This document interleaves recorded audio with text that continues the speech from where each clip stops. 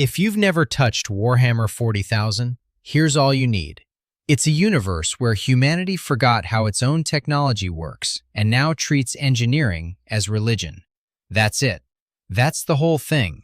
Now, walking cathedral, size of a skyscraper, carries a company of soldiers inside its hull, mounts weapons that would embarrass a small starship, maintained by priests who perform sacred rites over its reactor because they genuinely don't know why the reactor works, only that the rites must be performed.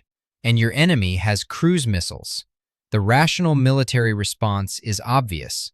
A precision-guided munition, modern or futuristic, hits a specific point with a specific yield. Something the size of a 30-story building isn't hard to find. It's not hard to track. It barely moves faster than you can walk. So why, across 10,000 years of near-constant warfare involving species that make humanity look like children with rocks, does the Imperium of Man keep fielding these things? Here's the actual answer, and it's not the one you want. Every objection you have is correct. The design is irrational. The logistics are a nightmare. The pilots go insane. The priests maintaining them don't understand what they're maintaining, and the Imperium fields them anyway. Because in a universe of existential horror, rationality is a luxury that ran out a long time ago. The theological madness isn't a flaw in the machine. It's the load-bearing structure holding the whole civilization upright. Let's run the prosecution first. Start with the missile objection, because it's the right place to start. Modern cruise missiles would take these things out. Audience, you're correct. Against a building-sized target with the thermal signature of a small power plant, a cruise missile is a completely reasonable solution.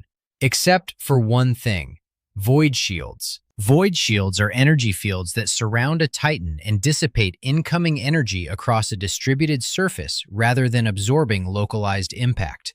The operational principle matters here. A cruise missile delivers a single high-energy hit at a single point. That is exactly the attack profile void shields handle best. The detonation energy spreads across the entire field rather than concentrating where the warhead hit. One missile strips one layer of shielding, maybe. The Titan underneath doesn't feel it. In the tabletop rules, void shields regenerate between player turns.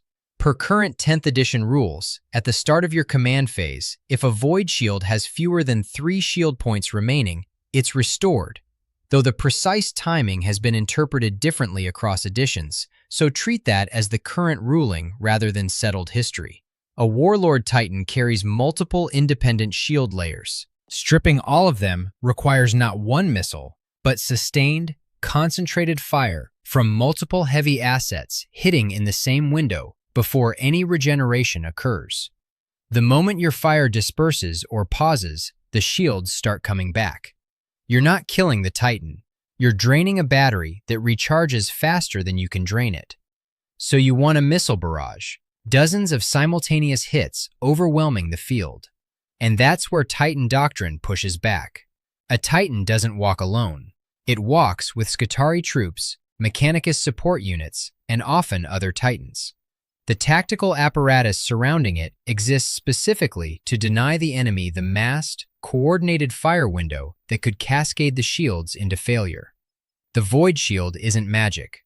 It's a physics problem with a specific solution, and the Imperium has spent millennia building a force structure to prevent that solution.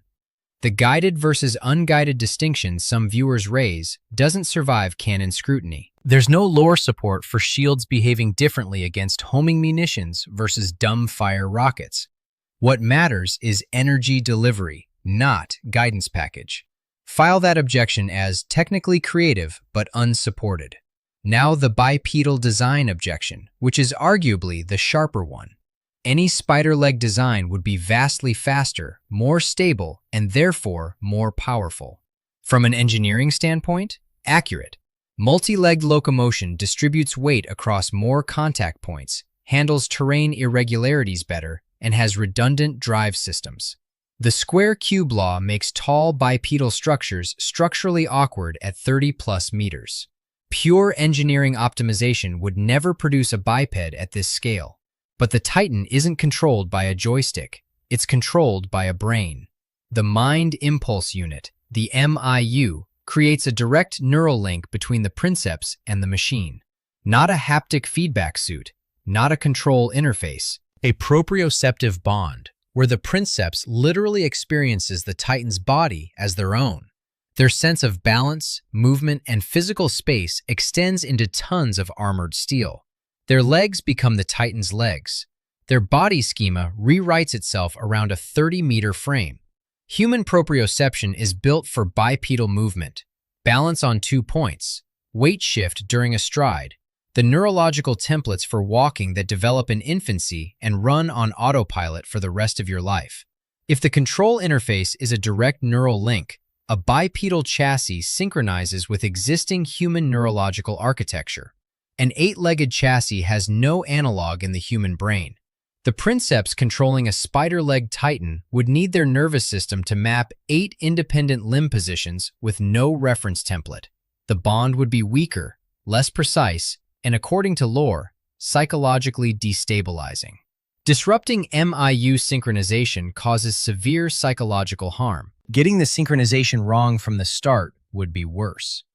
The lore supports this reading from the MIU mechanics. It doesn't explicitly state bipedal was chosen for proprioception in those exact words, but the mechanic makes that reasoning structurally inevitable. The canon is pointing at the answer, even if it doesn't spell it out. Then there's the theological dimension, which is actually where the mechanicus lives. The Omnissiah, their machine god, identified with the Emperor, has a humanoid form. A Titan is a walking act of worship, and it reflects the divine. Building it with 8 legs would be not just inefficient, but sacrilegious. And this is exactly the thesis made concrete. The theological constraint and the engineering decision are the same decision. The mechanicus doesn't distinguish between them. The scouting objection. How do you scout with something that massive? You don't scout in the traditional sense. You don't send a Titan to look around a corner. The Warhound, the smallest class, approximately 15 meters tall, performs what military doctrine calls recon in force.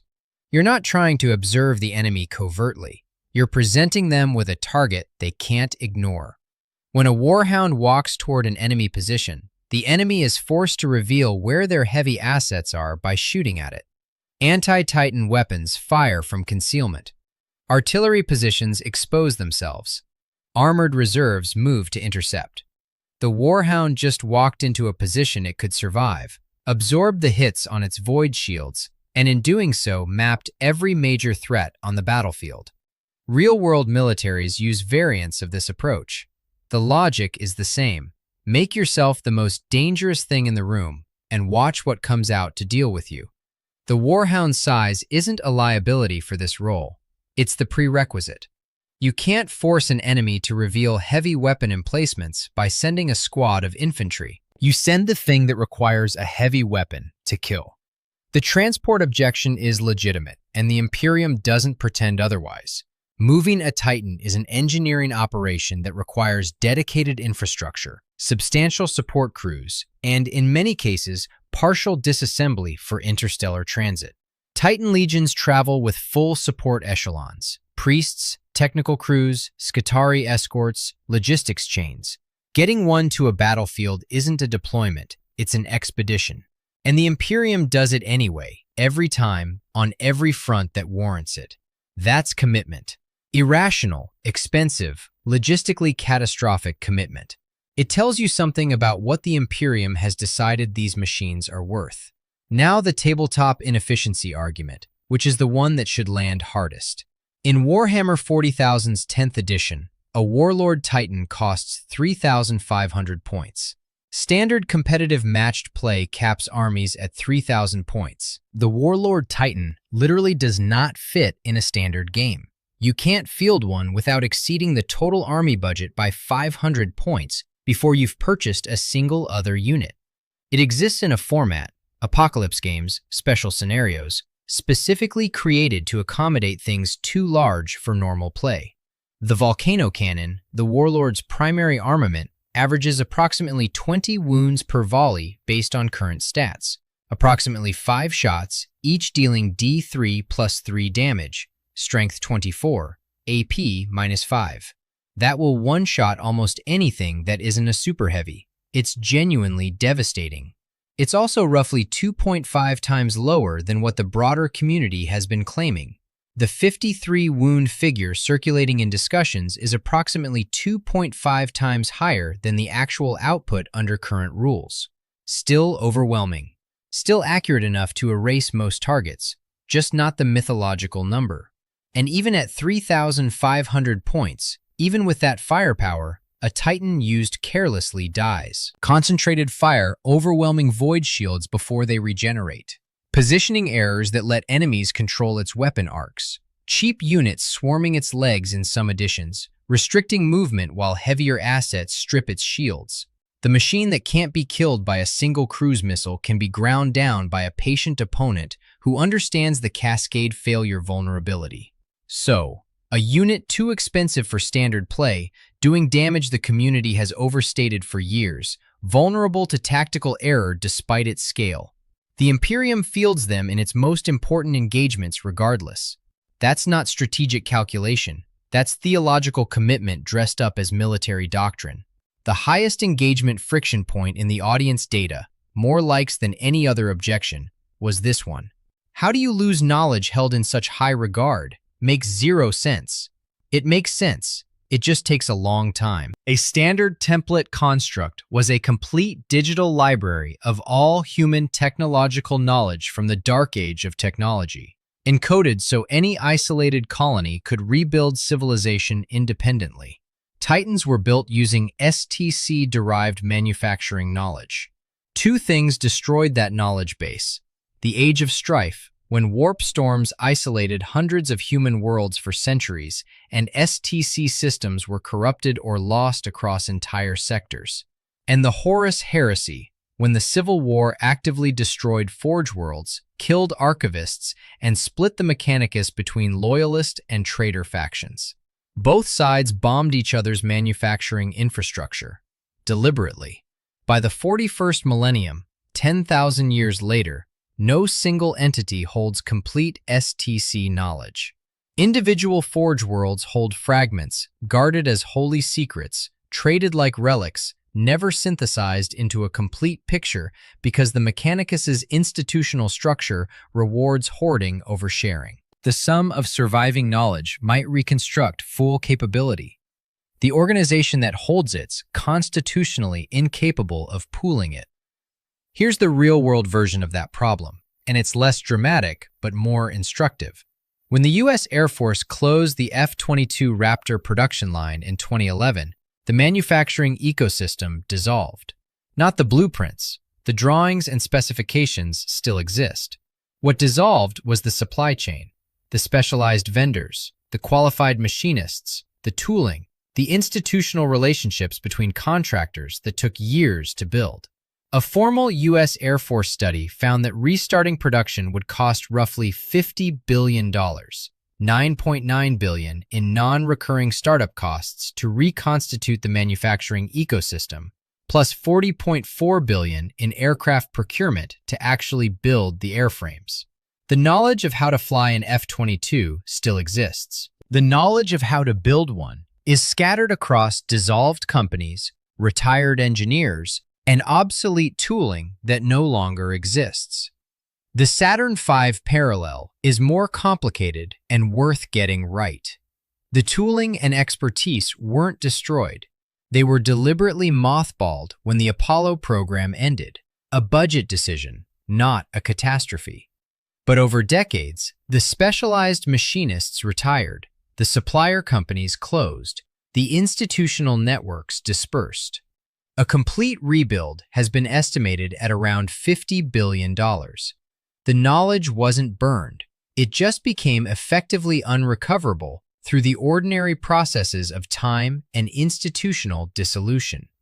The 40,000 version is more extreme because it's both processes simultaneously. Active military destruction of manufacturing infrastructure and 10 millennia of institutional fragmentation. The Mechanicus then added a third layer, encoding the surviving knowledge in religious ritual that prevents practitioners from understanding what they're doing or why. Which brings us to the maintenance question, and the metaphor that explains it better than anything else. Imagine cavemen who can service an A380. They know the procedure. They've been taught the procedure by their parents, who were taught by their parents, going back 40 generations.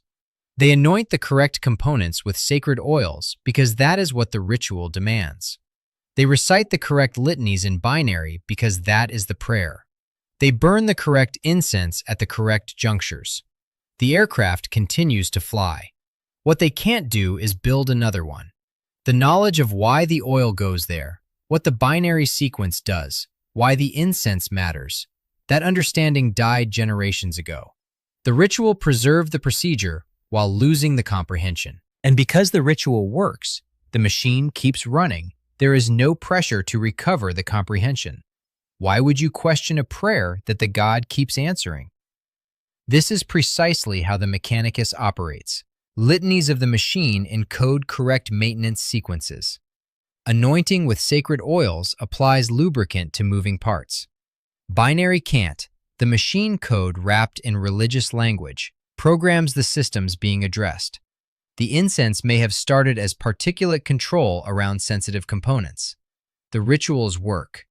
The Mechanicus doesn't know why they work, only that they must be performed, and that knowledge of the performance has been preserved through centuries of religious rote when engineering documentation would have been lost. Faith and correct procedure become indistinguishable at civilizational scale. That's not a metaphor. In 40K, it's literally true. Now the genuinely unsolved problems, because intellectual honesty matters here. The Chaos Titan question has no clean answer in canon. During the Horus Heresy, significant numbers of Titan legions turned traitor. The most notorious is Legio Mortis, the Death's Heads. Those traitor Titan legions are still operating 10,000 years later. The bonding process between a princeps and a Titan is psychologically and physically damaging. Long-serving princeps become dependent on the machine, experience distress when disconnected, and need years of conditioning to bond to a new chassis. How the traitor legions have sustained a viable population of pilots across 10 millennia of warfare isn't addressed in canon. The lore acknowledges the problem and doesn't resolve it. One community theory involves the Castigator-class Titan, a chaos variant possessed by a demon and controlled by an artificial intelligence rather than a human pilot. It's a compelling answer. The Castigator does appear in lore. Whether demon possession is the standard solution for traitor legion pilot succession or a specific edge case, canon stops short of confirming either way. Presented as the best available hypothesis, not settled fact. The scale comparison, because this comes up every time Titans are discussed and deserves specific numbers rather than vague enormous. Warhound Scout Titan, approximately 15 meters. Reaver Battle Titan, 25 to 30 meters. Warlord Battle Titan, approximately 33 meters to the top of the head. These are ranges because 40K's internal sources aren't standardized. The same machine gets different numbers in different official publications, and the Adeptus Titanicus miniature scale calculations produce slightly different results than in-universe text descriptions. For comparison, Gypsy Danger from Pacific Rim sits at 79 meters. The Halo Scarab runs 50 to 54 meters based on in-game scaling. The RX-78-2 Gundam is 18 meters. So, a Warlord Titan is larger than a Gundam, roughly 2/3 the height of a Halo Scarab and less than half the height of Gypsy Danger. The Imperator Titan, the largest class, sits at around 50 meters based on the Deathwatch RPG citation, putting it in Scarab territory. The 400-foot figure sometimes cited for the Imperator doesn't appear to have official canon backing. The evidence stops short of confirming it. The Imperator, specifically, is worth addressing as a closing note. It's widely understood that modeling the Imperator Titan at the correct tabletop scale is functionally impossible in normal play, a sentiment entirely consistent with GW's relationship with the upper end of the Titan scale range, though specific statements often attributed to them on this point remain unverified in primary sources. The company that made the thing is also amused by the thing. They built it anyway, which is the entire thesis. The Imperium doesn't field walking cathedrals because the math works out. A Warlord Titan costs more points than the game allows in standard play. Its damage output has been mythologized past its actual stats. It moves slowly, requires an insane logistical apparatus, is piloted by someone who will likely develop a psychological dependency on the machine, and is maintained by priests who perform correct procedures for reasons they don't understand. None of that matters. When it walks, enemies rout. Not because of the kill statistics, because of what it means. A 30-meter steel god striding across the battlefield with void shields cycling and plasma reactors howling isn't a cost-benefit calculation. It's a statement about what the Imperium is willing to do, how much irrationality it will sustain, how deeply it has committed to the proposition that faith, correctly maintained, functions as engineering. In a universe containing Tyranid extinction fleets that consume entire star systems, chaos corruption that warps physics at will, and an emperor who has been functionally dead for 10,000 years and counting, rational cost-benefit analysis stopped being a viable strategy sometime around the 31st millennium. The Titan walks anyway. The priest prays over the reactor without knowing what the reactor does. The princeps fuses their nervous system to 30 meters of steel and stops being entirely human. And the line holds. The theological madness isn't incidental to 40K's civilization. It's load-bearing. The Mechanicus's willful ignorance, the princeps' sacrifice, the Imperium's commitment to fielding machines it can no longer build and barely understands. That's not a design flaw in the fiction. It's the point the fiction is making. Even Games Workshop knows these things are insane. They built them anyway. So does the Imperium. Subscribe for more stories like this.